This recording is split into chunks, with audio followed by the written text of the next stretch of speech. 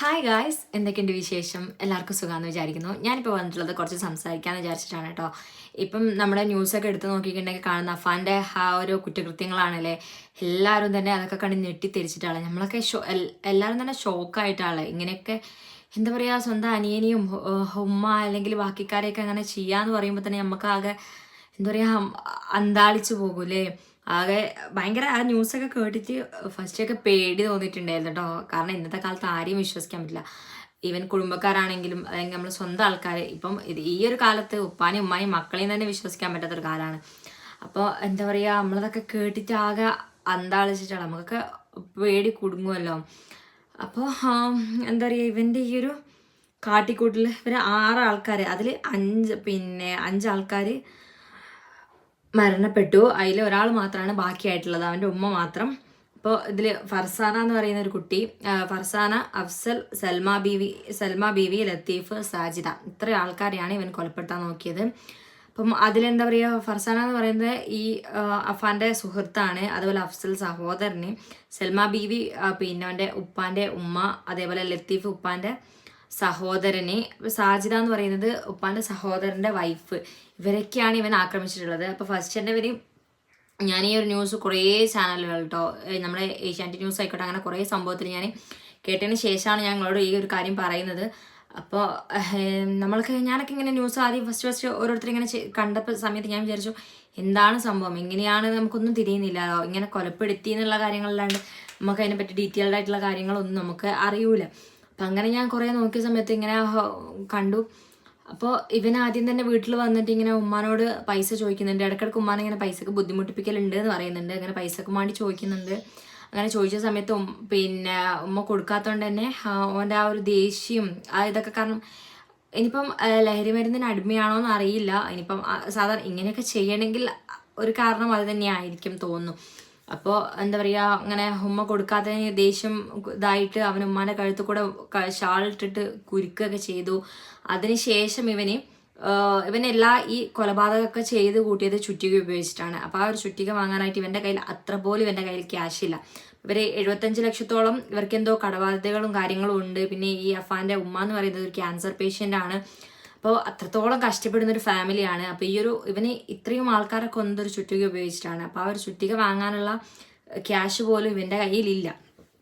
അങ്ങനെയാണ് ഇവന് ഈ സ്വർണ്ണപ്പണയം അങ്ങനെ എന്തോ ഒരു സംഭവം അവിടെ പോയിട്ട് ഈ ചെറിയ എന്തോ പൈസ 200-300 അങ്ങനെ ചെറിയൊരു പൈസ അവൻ അവിടെ നിന്ന് വാങ്ങിയിട്ട്, പിന്നെ ഞാൻ ഉച്ചയ്ക്ക് ശേഷം വന്നിട്ട് ഗോൾഡ് പണയം വെക്കുമ്പോൾ ബാക്കി പൈസ തരാമെന്നുള്ള രീതിക്ക് സംസാരിച്ചിട്ട് അവിടെ നിന്ന് ആ പൈസയും വാങ്ങിയിട്ട് ഒരു ഹാർഡ്വെയർ ഷോപ്പിൽ പോയിട്ട് ഇവൻ എന്താക്കുകയാണ്, ഈ ഒരു ചുറ്റിക വാങ്ങിയിട്ട് നേരെ പിന്നെ ഈ പിതാവിൻ്റെ ഉമ്മാൻ്റെ അടുത്തേക്കാണ് പോകുന്നത്. അങ്ങനെ അവിടെ പോയിട്ട് ഉമ്മയുടെ മാലയോ അങ്ങനെ എന്തോ ഉമ്മാവൻ്റെ മാല കാര്യങ്ങളൊക്കെ ചോദിച്ചു എന്ന് പറയുന്നുണ്ട്. അപ്പോൾ അത് ചോദിച്ച സമയത്ത് അവർ കൊടുക്കാത്തത് കൊണ്ടായിരിക്കണം അവൻ തലക്ക് ചുറ്റിക അടിച്ചിട്ട് ഭയങ്കര മൃഗീയമായിട്ടാണ് ഇവൻ കൊന്നിട്ടുള്ളത്. ചുറ്റിക അടിച്ചിട്ട് അടുക്കളയിലാണ് ഇങ്ങനെ ഉമ്മ കിടക്കുന്നത് കേട്ടോ. അപ്പോൾ അങ്ങനെ ചുറ്റിക അടിച്ച് കൊന്നു എന്നാണ് പറയുന്നത്. അപ്പോൾ അവരുടെ ഒരു മകള് ഇങ്ങനെ വീട്ടിൽ വന്ന സമയത്താണ് ഇത് കാണുന്നത്. ആദ്യം അവർ വിചാരിച്ചത് ഇങ്ങനെ അടുക്കളയിൽ തെന്നി വീണിട്ട് തല പൊട്ടിയതാണ്, അങ്ങനെയൊക്കെയാണ് വിചാരിച്ചത്. ആൾ മരിച്ചിട്ടുണ്ടായിരുന്നു, അങ്ങനെയൊക്കെയാണ് വിചാരിച്ചിട്ടുണ്ടായിരുന്നത് എന്നാണ് പറയുന്നത്. പിന്നെ ഈ ഒരു സംഭവം പുറത്ത് വന്നപ്പോഴാണ് അവർക്കും കാര്യങ്ങൾ മനസ്സിലായത്. അങ്ങനെ ഈ ഉമ്മാമ്മക്ക് ഇവനെ ഭയങ്കര ഇഷ്ടമായിരുന്നു എന്നൊക്കെയാണ് കേട്ടോ പറയുന്നത്. എന്താ വെച്ചാൽ ഇവനക്ക് ഇടയ്ക്ക് ഇങ്ങനെ പൈസയും കാര്യങ്ങളൊക്കെ ഈ ഉമ്മാമ്മ കൊടുക്കലുണ്ടായിരുന്നു, അങ്ങനെയൊക്കെയാണ് പറയുന്നത്. അഫ്കോഴ്സ് ഇവൻ ചിലപ്പോൾ ലഹരി മരുന്നിന് അടിമ തന്നെ ആയിരിക്കണം, അല്ലാണ്ട് ഇത്രയും കാര്യങ്ങളൊന്നും ഇവൻ ചെയ്ത് കൂട്ടൂലല്ലോ. അങ്ങനെ അതും കഴിഞ്ഞ് പിന്നെ ഇവൻ അവിടുന്ന് കിട്ടാത്തതുകൊണ്ട് പിന്നെ ലാസ്റ്റ് ഇവൻ്റെ പിന്നെ ഉപ്പാൻ്റെ സഹോദരനും അവൻ്റെ ഭാര്യയും അവരുടെ അടുത്ത് പോകുന്നുണ്ട്. ഇവരെയും അതേപോലെ മൃഗീയമായിട്ടാണ് ഇവൻ കൊന്നിട്ടുള്ളത് കേട്ടോ. ഈ ചുറ്റികയൊക്കെ അടിച്ചിട്ട് എന്താ പറയുക, തലയൊക്കെ ഇങ്ങനെ പിളർന്ന രീതിക്ക് ആ ഒരു ഇതിലാണ് ഇവൻ കൊന്നിട്ടുള്ളത്. അടിച്ചടിച്ചടിച്ച് എത്രയോ വട്ടം ഇങ്ങനെ അടിച്ചിട്ടൊക്കെയാണ് കൊന്നിട്ടുള്ളത്. അപ്പം അതൊക്കെ കഴിഞ്ഞു. പിന്നെ ഇവൻ്റെ സുഹൃത്തിനെ വിളിക്കുന്നുണ്ട്. സുഹൃത്തിനെ വിളിച്ചിട്ട് അതിൻ്റെ ഒരു CCTV ദൃശ്യങ്ങളൊക്കെ നമ്മൾ ഈ ന്യൂസൊക്കെ എടുത്ത് നോക്കിയാൽ തന്നെ കാണാൻ പറ്റുന്നുണ്ട് കേട്ടോ. അപ്പോൾ അങ്ങനെ വിളിക്കുന്നുണ്ട്. അങ്ങനെ അവളെ കൂട്ടിയിട്ട് നേരെ വീട്ടിലോട്ട് പോന്നു, അവൻ്റെ വീട്ടിലോട്ട് പോയി. അങ്ങനെ വീട്ടിൽ ഉമ്മ ഒരു റൂമിൽ ഇങ്ങനെ അബോധാവസ്ഥയിൽ കിടക്കുന്നുണ്ട്. ഉമ്മ മരിച്ചിട്ടില്ല. ഇവൻ വിചാരിച്ചത് മരിച്ചതെന്നാവണം. അങ്ങനെ ഉമ്മ മരിച്ചിട്ടില്ല, ഉമ്മ ഇപ്പം ഹോസ്പിറ്റലിൽ തന്നെയാണെന്നാണ് ന്യൂസിലൊക്കെ ഉള്ളത്. അങ്ങനെ അതൊക്കെ കഴിഞ്ഞു. ഇവരെന്താക്കി, അവളെയും കൂട്ടി വീട്ടിലോട്ട് വന്നു. ഒരു ഇരുന്ന നിലയിലാണ് കേട്ടോ ആ കുട്ടി മരിച്ചിട്ടുള്ളത്. ആ ഫോട്ടോസും കാര്യങ്ങളൊക്കെ. പക്ഷെ അതൊക്കെ ഭയങ്കര എന്താ പറയുക, നിങ്ങൾക്ക് ന്യൂസൊക്കെ എടുത്താൽ കണ്ടാൽ മനസ്സിലാവും. നമുക്ക് അത്രയ്ക്ക് സങ്കടം തോന്നുന്നൊരു കാര്യങ്ങളാണ്. അങ്ങനെ തലക്കടിച്ചിട്ട് ഈ ഒരു കുട്ടിയുടെ മുഖം പോലും വികൃതമായ രീതിയിലാണ് ഇവന് ചെയ്ത് വെച്ചിട്ടുള്ളത്. അത്രക്ക് വികൃതമായ ആ ഒരു കുട്ടി ചെയ്ത തെറ്റ് എന്താന്ന് തന്നെ തിരിയുന്നില്ല. ഇവനെ സ്നേഹിച്ചതായിരിക്കും ആ കുട്ടി ചെയ്ത തെറ്റ്. മനസ്സിലാവും. സ്വന്തം ഉമ്മാനെ ചെയ്യണമെങ്കിൽ പിന്നെ ഇവര് പറയേണ്ട കാര്യമില്ലല്ലേ.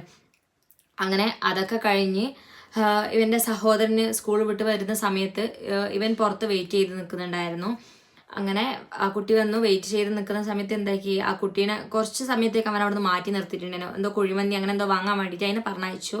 അങ്ങനെ ആ ഒരു സമയം കുട്ടി വാങ്ങിയിട്ട് തിരിച്ച് വരുന്ന സമയത്ത് എന്താ പറയുക, ആ കുട്ടീനെയും ചുറ്റിക ഉപയോഗിച്ചിട്ട് എല്ലാവരും ഈ ചുറ്റിക ഉപയോഗിച്ചിട്ടാണ് കൊന്നു കളഞ്ഞു.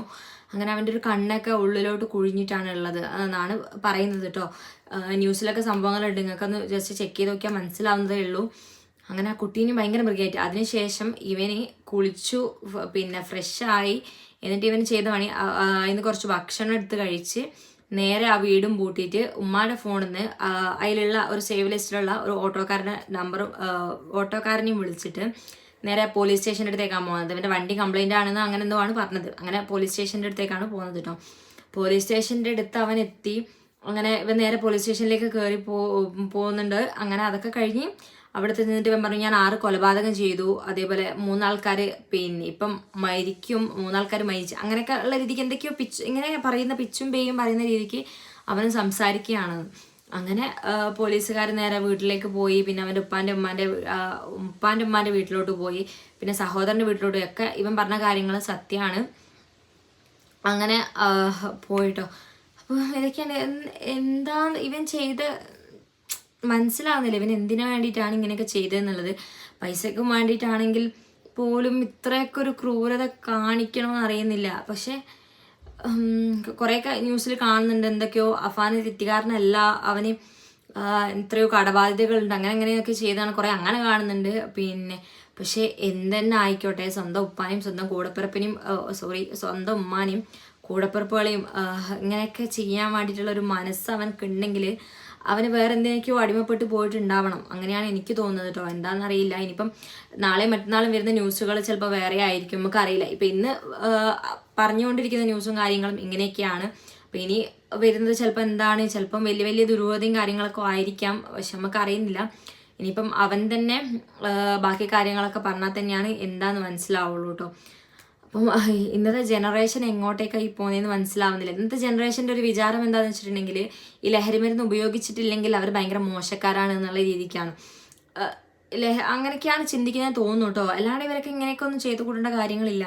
അതായത് നമ്മളിപ്പോൾ ലഹരി മരുന്ന് ഉപയോഗിച്ചിട്ടില്ലെങ്കിൽ അവരെന്തോ തെറ്റ് ചെയ്ത ആൾക്കാരാണ്, അവർ ഭയങ്കര മോശക്കാരാണ് എന്നുള്ള രീതിക്കാണ് അവർ സ്വയം ചിത്രീകരിക്കുന്നത്. പക്ഷെ അങ്ങനെയൊന്നും അല്ല കാര്യങ്ങൾ.